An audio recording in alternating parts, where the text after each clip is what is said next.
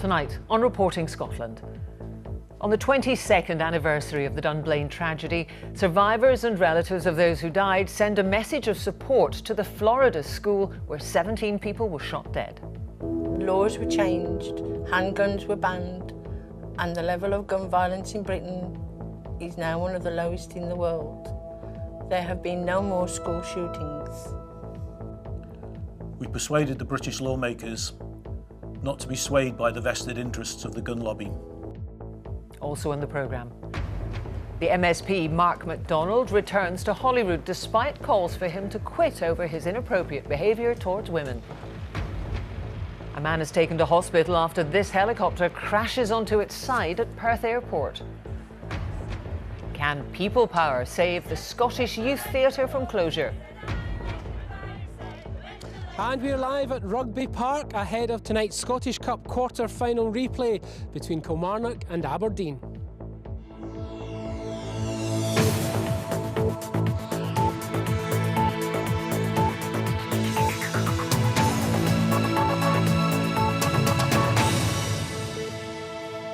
Good evening. Survivors and families of those killed in the Dunblane tragedy have sent a message of support to the Florida school where 17 people were shot dead last month. They say they want to help them in their campaign to change America's gun laws. It's exactly 22 years since a gunman walked into Dunblane Primary School, killing 16 children and their teacher. It led to a ban on handguns in the UK. Aileen Clark reports. 4 weeks ago in Florida, the Marjorie Stoneman Douglas High School became the latest American school gripped by terror and then mourned their dead. A lone gunman, a former student, shot dead 17 people here.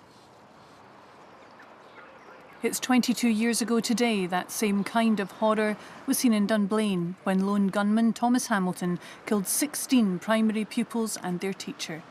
But through their grief and sadness, the Dunblane families who lost children that day mounted a huge and successful campaign for a change in the gun laws, and handguns were banned. We want you to know that change can happen.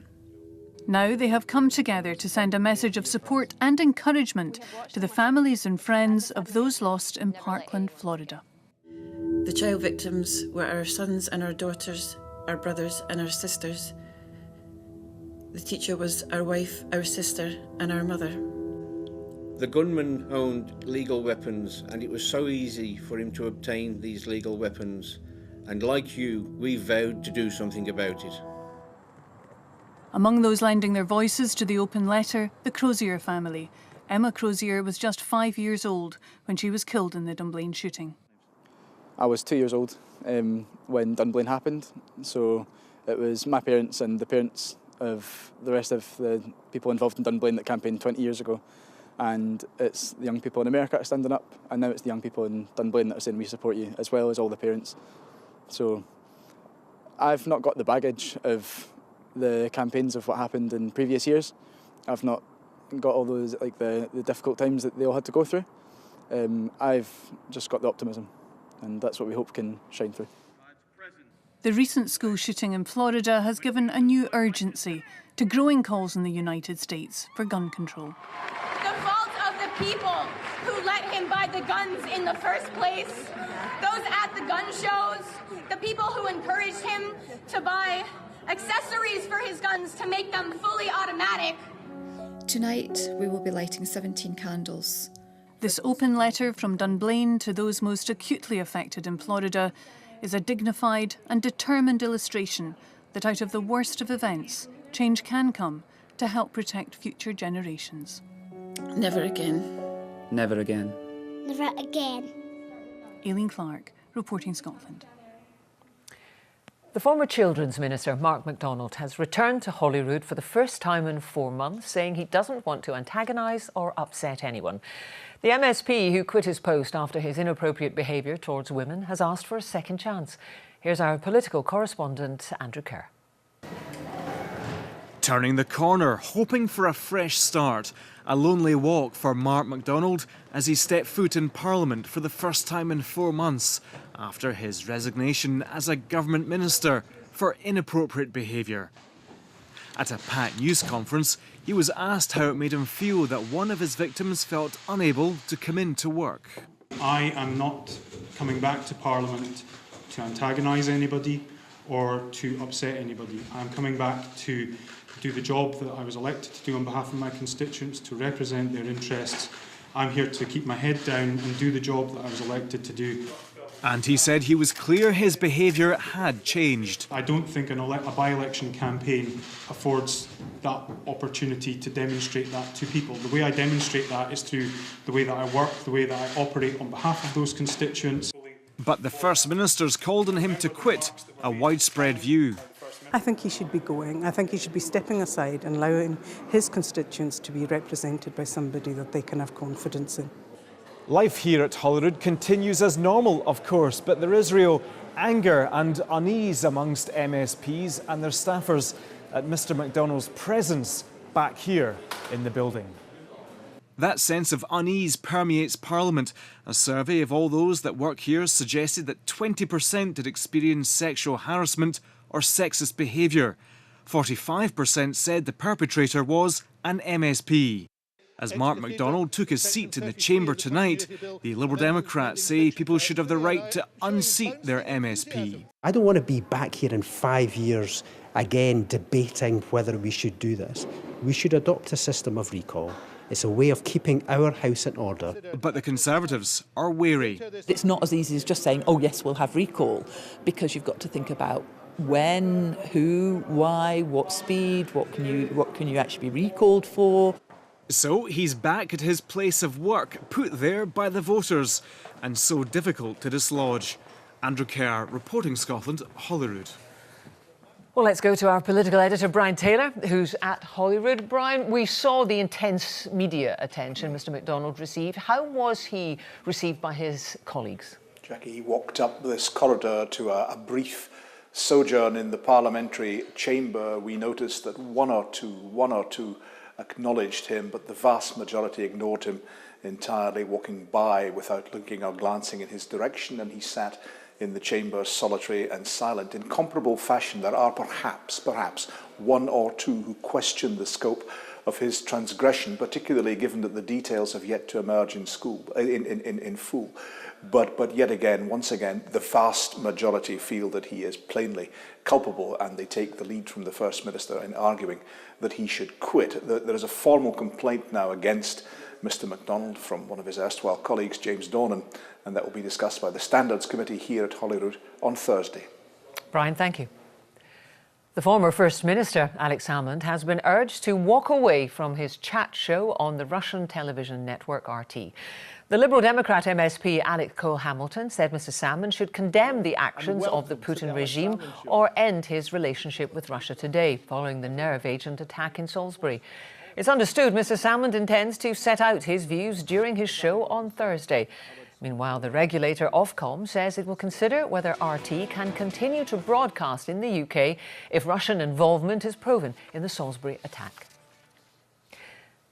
The performance of Scotland's accident and emergency departments has improved. Latest figures for the beginning of this month show just over 88% of patients were admitted, transferred or discharged within the government's 4-hour target. The figures were compiled in the week of severe snowfalls across much of the country with warnings not to travel. The number of people attending emergency departments was down by about 16% on previous weeks. The government said in the face of the red weather warning, NHS staff had worked tirelessly to ensure A&E departments continued to run. An engineer has been taken to hospital after a helicopter accident at Perth Airport. A witness said the aircraft was undergoing ground checks when it crashed onto its side. Sally McNair reports. The accident happened late this morning. The helicopter was on the ground, undergoing maintenance, when it appeared to topple onto its side, ploughing into the grass, its rotors still turning. The engineer was the only person on board. He was able to crawl from the wreckage. Air ambulance paramedics were quickly at the scene. Fortunately, there's just one casualty, and we were able to treat him very quickly. There was a number of paramedics also here at Scone that were able to help, so he had assistance very quickly from a number of paramedics on scene. The man, who's not been named, has been taken to Ninewells Hospital in Dundee with a suspected broken leg. Fire crews remained at the site until the area was made safe. The helicopter involved, a Robinson R-44, is a privately owned four-seater, a type often used for business or training. It's understood it had been at the airport's maintenance facility for the past few weeks. Police Scotland say an investigation will get underway to find out what happened. Sally McNair, reporting Scotland. Chancellor Philip Hammond has unveiled a scaled-back spring statement saying there is light at the end of the tunnel for the economy. But opposition parties are warning Brexit is holding the UK's economy back. Our political correspondent Nick Ardley has this. Is the economic outlook changing? Could austerity finally be nearing an end? The Chancellor was fairly optimistic, saying there was light at the end of the tunnel. Another step on the road to rebuilding the public finances decimated by the party opposite. Some hope of more spending to come, but no splurge yet. The Chancellor says any more cash will have to be balanced with paying off debt. Detail will come in the autumn. Some tweaks to the economic picture. Growth next year is forecast to be fractionally higher than expected at 1.5%. The following year, it remains the same at 1.3%. That's still higher, though, than Scotland, where growth has previously been forecast at 0.7% for 2018 and 0.9% the year after. Today's statement wasn't like some of the big budgets we've seen in recent years. There were no rabbits out of hats or big policy announcements. It was mostly about the state of the economy. But some have looked at those figures and concluded the UK isn't ready for what's coming. When we're looking at the UK coming out of Europe next year and the impact of Brexit, there was an opportunity for the Chancellor to give a message of hope. There was none of that. Our economy is turning into headwinds and the government has got absolutely no spare left in the tank in order that we can meet these difficult times. Others think the government's outlook is too hopeful. Philip Hammond's the only person seeing light at the end of the tunnel. It's certainly not been seen in any of my communities. I think if you look at the underlying trends, then all I can say is Mr Hammond is extremely optimistic. But the Conservatives now say getting the best from Brexit is the best way to protect the economy. Well, I mean, the Chancellor was very honest about this. He said Brexit, a bad deal through Brexit still poses one of the biggest risks. I think it would be unrealistic to say that hasn't had an impact on our growth projections, but they are growth projections, so they're reduced from what they were. I think we're all very conscious of that, and that's why we need to get a good deal and get those projections back up. A more detailed spending picture will come later in the year, and maybe more signs the economic seasons are changing. Nick Ardley reporting Scotland, Westminster. Well, meanwhile, at Holyrood, MSPs are debating changes to the Scottish Government's Brexit Continuity Bill in a special late-night sitting. Scottish and UK ministers are locked in a dispute about how powers should be shared after the UK leaves the EU. The Finance Committee is considering 230 opposition amendments to the Scottish Government's emergency legislation in case there is no agreement over the Westminster Bill. First Minister Nicola Sturgeon is due to meet the Prime Minister Theresa May tomorrow in a bid to make a deal over devolved powers. It's 17 minutes to 7. A reminder now of tonight's top story. On the 22nd anniversary of the Dunblane tragedy, survivors and relatives have sent a message of support to the Florida school where 17 people were shot dead. And still to come, supporters take to the streets as part of the ongoing campaign to save the Scottish Youth Theatre from closure.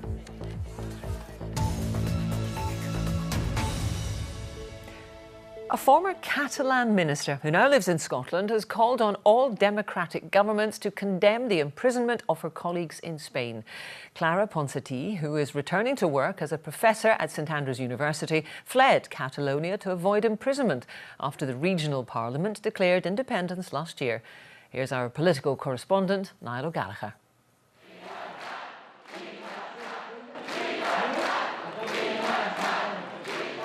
A weekly vigil in the city of Girona for those Catalan leaders imprisoned for their part in October's independence referendum.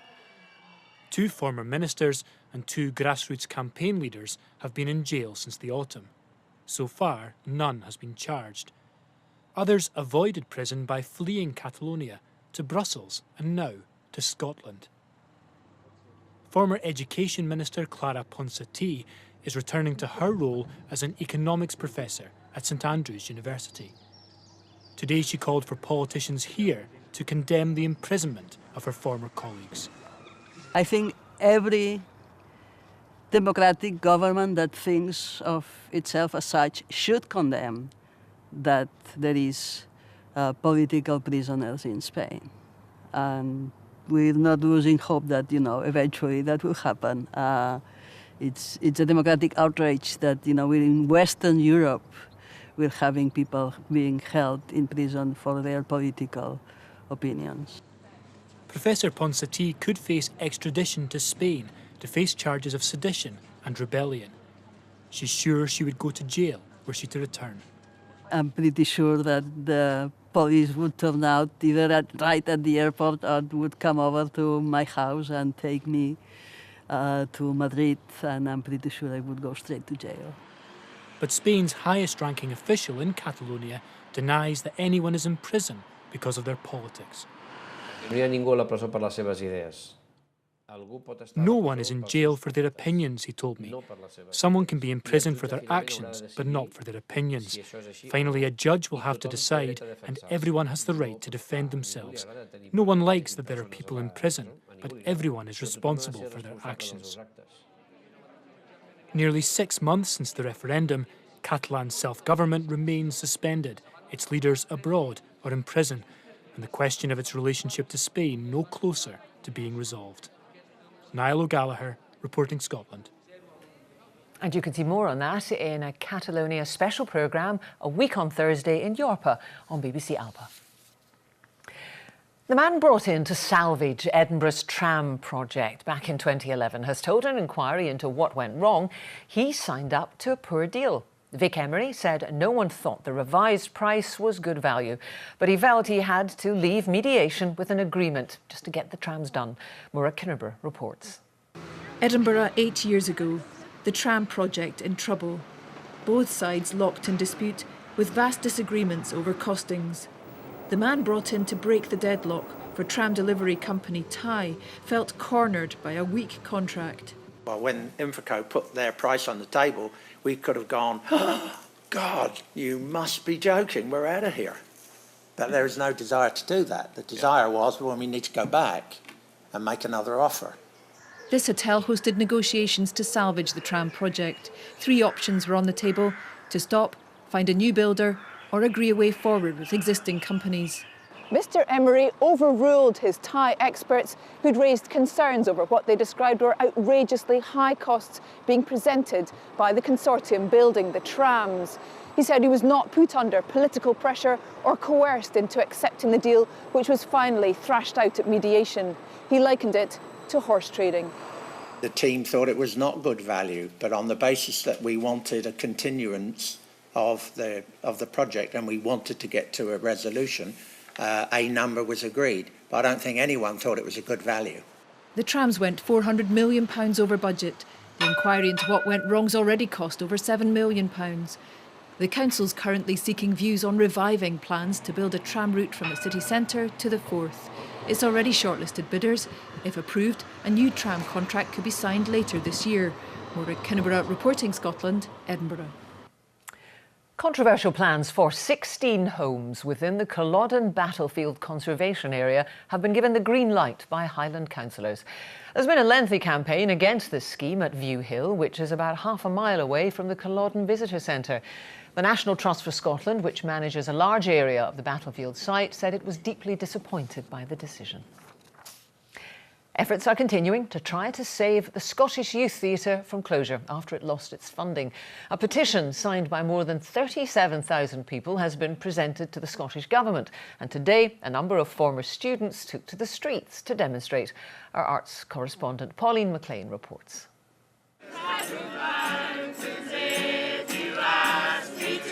It was a small but passionate gathering. Students, past and present, keen to share what the Scottish Youth Theatre means to them and why it shouldn't close. Some people I know got upset and cried. Some people I know got really angry. I just got motivated. We are calling out to ex-participants, to people who believe in creating theatre at a young age, to just give us a wee hand that we need at the moment. Question to Claire Baker. Politicians took up the cause in the Scottish Parliament. An argument is being made that the Scottish Youth Theatre should be given a status equal to the national companies. Will the Minister give a commitment to exploring this option? The case has been put for a number of years that might be a solution going forward, and certainly the Cabinet Secretary is likely to explore that with him tomorrow. The problem is that the whole landscape has changed since SYT began. There are now more than 50 youth theatre organisations. Creative Scotland won't give specific reasons for refusing funding, but it's thought they felt the Scottish Youth Theatre needed to reach a wider and more diverse group of young people. SYT in turn say they made those changes, but they weren't taken into account. We had to put in that application a year ago. We were still on a journey of change, and we've implemented a lot of the plan changes since we put that bid in. And so, but we've been judged on where we were 12 months ago. The Youth Theatre will meet with Culture Secretary Fiona Hislop tomorrow, taking with them a petition signed by over 38,000 people. And a message from those for whom this organisation matters most. Don't let it close. It helps so many kids, and me especially. And if it closes, there'll be so many hearts broken. Pauline McLean, reporting Scotland. Football now, and there's a big Scottish Cup tie in Kilmarnock tonight with the last place in the semi-finals at stake. Kilmarnock are at home to Aberdeen in a quarter-final replay. Our reporter David Curry is at Rugby Park. David.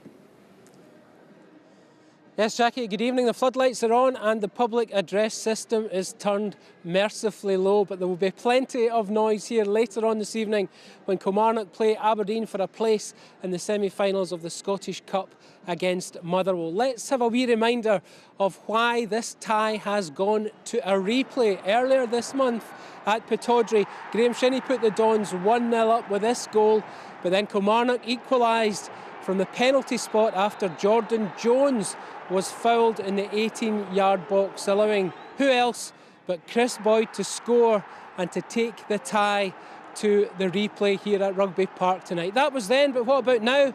Let's ask former Aberdeen and Scotland striker Billy Dodds. Billy, Kilmarnock have an incredible record here. They haven't lost at Rugby Park since November the 26th. However, on that occasion it was Aberdeen that beat them. That makes for an intriguing tie tonight, does it not? It certainly does. I was at that game, but Kilmarnock have built up, you know, it's a fortress, there's momentum within their team, there's a real team spirit as well, and they're getting results. So a few months back, maybe Aberdeen would have been looking forward to coming here, but I don't think they'll be looking forward to it quite as much. But they've still got the players, if they play to their capability, can go on and win this tie. Do you make Kilmarnock slight favourites tonight? I think it's so evenly matched, David, I really do. It's just Kilmarnock scoring goals, even when they're getting beaten. I was at the Hibs game here, they were 2-0 down, they come back. Aberdeen, they're going into it like 2 draws and 2 defeats, so their form's not great, but they still, on paper, have the best players, but Aberdeen have to prove that tonight. A wee bit of an edge to this tie as well?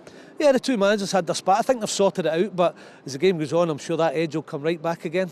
Well, Billy, thank you very much. And there's more Billy Dodds on the radio, though, this evening on BBC Radio Scotland in the Sports Sound programme. Live commentary of tonight's match here at Rugby Park. But that's it from me. Back to you, Jackie. Thank you, David. And there's been a significant development in the search for a new Scottish Football Association chief executive, with the Partick Thistle managing director, Ian Maxwell, emerging as favourite. Stuart Regan resigned from the post last month, saying he recognised the need for change at the top of the Scottish game. Ian Maxwell has applied to succeed him and today stepped down from the board of the SFA. Work has begun on a tapestry to commemorate one of Scotland's most historic documents. The tapestry will mark the 700th anniversary of the signing of the Declaration of Arbroath, regarded by many as establishing a Scottish nation.